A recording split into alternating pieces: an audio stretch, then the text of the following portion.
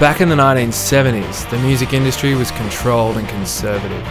Music was safe, samey, soft, soppy. Some wanted to shake and break things up, just so they could take part.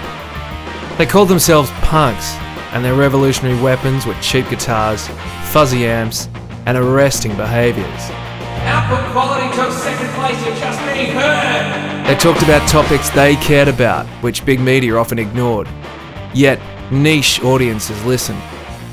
The music and media industries thought it was about spitting and spiky hair. But punk was about getting a share of voice, getting noticed, being represented. Sound familiar?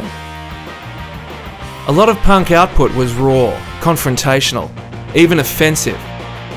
It attacked the established order, like today's e-opinion and activist websites do. Oi! At first, established industries turned up their noses. But what punk was creating was refreshingly energetic, real, and compelling. Some punks created homemade fanzines with minimal design or editorial standards, just like early social media blogs. They inspired others, and word of mouth, like today's online viruses, shared and spread new ways of creating and communicating. Indie record labels helped punk bands record and get their stuff out there, just like pre-designed blog, board, and forum templates. And real punks were always about passion and participation, rather than posing or profits.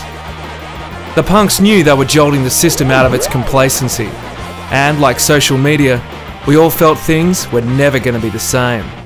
Of course, big business saw potential profits and dabbled with punk formats.